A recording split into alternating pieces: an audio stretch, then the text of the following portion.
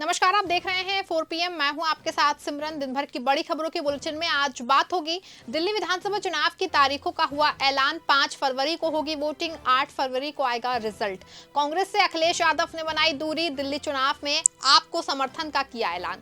UP में संगठन तैयार करने के लिए कांग्रेस का प्लान तैयार, 10 सवालों का जवाब देने पर ही मिलेगी जिलाध्यक्ष की कुर्सी। दिल्ली विधानसभा चुनाव को लेकर संजय राउत ने दी आप और कांग्रेस को नसीहत।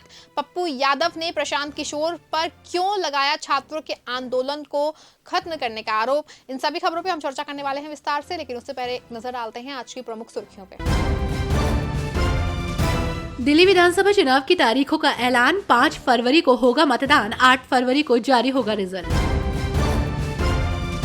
सांसद पप्पू यादव ने प्रशांत किशोर पर लगाया बड़ा आरोप, कहा पीके ने की छात्रों का आंदोलन खत्म करने की कोशिश।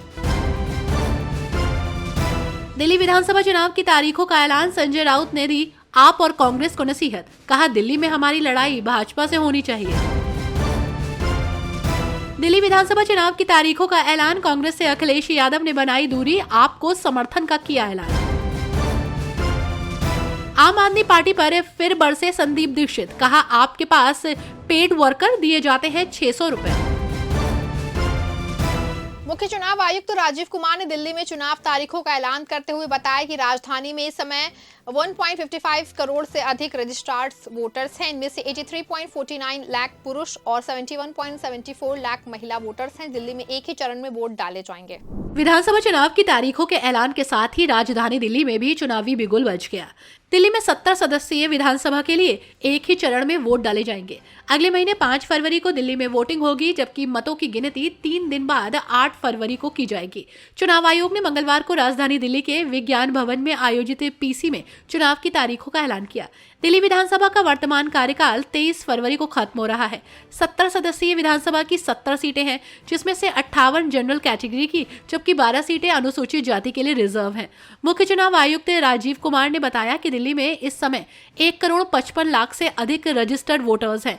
इनमें से 83.49 लाख पुरुष और 71.74 लाख महिला वोटर्स हैं। दिल्ली विधानसभा चुनाव को लेकर के बिगुल बच गया है, जिसको लेकर के शिवसेना यूबीटी नेता संजय राउत ने आप और कांग्रेस को नसीहत दी है। दिल्ली विधानसभा चुनावों में आम आदमी पार्टी और कांग्रेस एक दूसरे के खिलाफ चुनावी रण में आमने सामने है, जिसके चलते अब इंडिया गठबंधन में भी कहीं न कहीं रेंज मचती दिख रही है। इसी को लेकर अब शिवसेना यूबीटी नेता संजय राउत ने आप और कांग्रेस को नसीहत देते हुए अपनी प्रतिक्रिया दी है। संजय राउत ने कहा कि जब आम आदमी पार्टी और कांग्रेस, जो कि इंडिया गठबंधन के सदस्य हैं, लड़ रहे हैं, तो हम अपनी ऊर्जा क्यों बर्बाद करें। दोनों में अखाड़ा चल रहा है और ये ठीक नहीं है। राउत ने कहा कि कांग्रेस पार्टी, आम आदमी पार्टी और हम सब मिलकर लोकसभा में लड़े और अच्छे से लड़े। राउत ने आगे तल्ख होते हुए कहा कि विधानसभा में जो माहौल बना है, उससे लगता है कि ये दोनों मिलकर भाजपा की मदद करने वाले हैं। इस देश में और दिल्ली में हमारी लड़ाई भाजपा से होनी चाहिए, आम आदमी पार्टी और कांग्रेस से नहीं। पूर्णिया से निर्दलीय सांसद पप्पू यादव ने प्रशांत किशोर पर निशाना साधते हुए कहा कि प्रशांत किशोर ने छात्रों का आंदोलन खत्म करने की कोशिश की।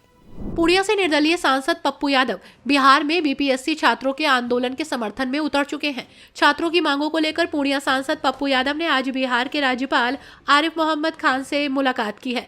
इस मुलाकात के बाद पप्पू यादव ने कहा कि राज्यपाल ने बहुत खुले दिमाग से हमारी बातों को सुना समझा और उन्होंने कहा कि छात्रों के साथ अन्याय नहीं होगा।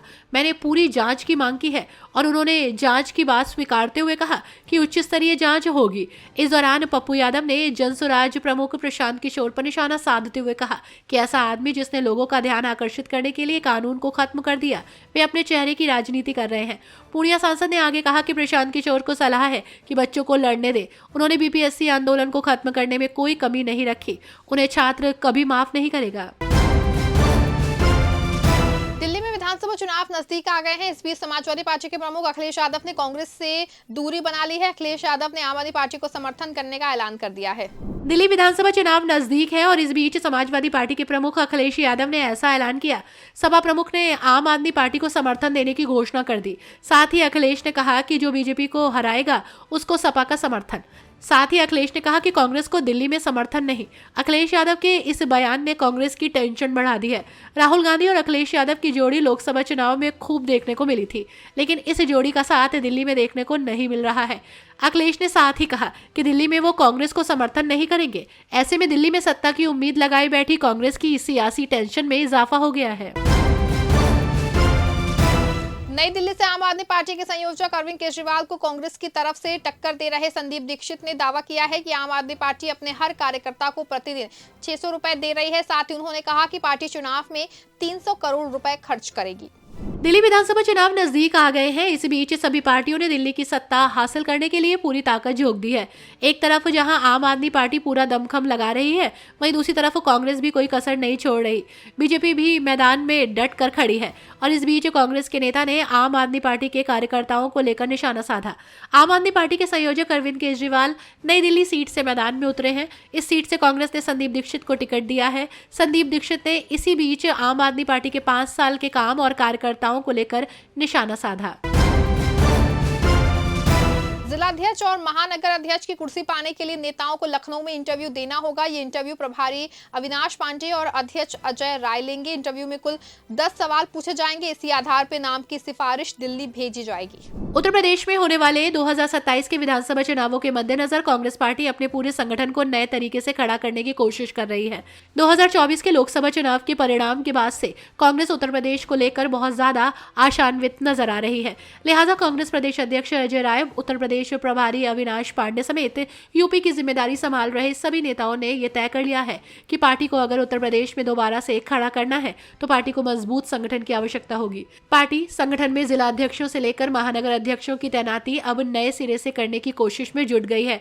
नई कवायद के तहत उत्तर प्रदेश को प्रियंका गांधी के वक्त से 6 जोन में बांटा गया था। उसे कंटिन्यू रखते हुए अब हर जोन में लगभग 10 से लेकर 13 जिले रखे गए हैं।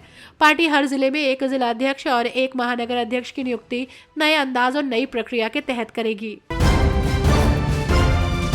मिल्कीपुर फैजाबाद लोकसभा की एक सीट है। ये सीट अवधेश प्रसाद के सांसद चुने जाने के बाद रिक्त हुई है। अयोध्या के करीब होने की वजह से ये सीट सुर्खियों में है। सवाल उठ रहा है कि क्या अयोध्या में लोकसभा की हार का बदला बीजेपी मिल्कीपुर में ले पाएगी। अयोध्या की मिल्कीपुर विधानसभा सीट पर उपचुनाव का ऐलान हो गया। यहां 5 फरवरी को मतदान होगा और 8 फरवरी को वोटों की गिनती होगी। मिल्कीपुर से समाजवादी पार्टी ने अपने प्रत्याशी का ऐलान काफी दिन पहले ही कर दिया था। यहां से अयोध्या के सांसद अवधेश प्रसाद के बेटे अजीत प्रसाद को सपा ने मैदान में उतारा है, तो वहीं भारतीय जनता पार्टी की ओर से कई दावेदार टिकट की चाहत में दिल्ली से लखनऊ की दौड़ लगा रहे हैं।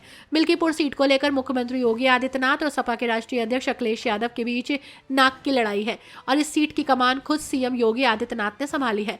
आधा दर्जन से अधिक बार मिल्कीपुर जा चुके हैं वो, और कुछ दिन पहले ही सीएम योगी ने 6 मंत्रियों की ड्यूटी भी मिल्कीपुर में लगा दी, जिसमें सूर्य प्रताप शाही, स्वतंत्र देव सिंह, जेपीएस राठौर, दयाशंकर दयालु, मयंकेश्वर शरण सिंह और सतीश शर्मा शामिल हैं। बीएसपी चीफ मायावती ने कहा कि लुभावने वादे के बहकावे में ना आकर अपने वोट का पूरी समझदारी से इस्तेमाल करके जनहित एवं जन कल्याण को समर्पित बीएसपी पार्टी के उम्मीदवारों को ही वोट करें। देश की राजधानी दिल्ली की 70 सदस्यीय विधानसभा के लिए 5 फरवरी को मतदान होगा, जबकि मतों की गिनती 3 दिन बाद 8 फरवरी को की जाएगी। निर्वाचन आयोग ने मंगलवार को यहां चुनाव की तारीखों का ऐलान किया है।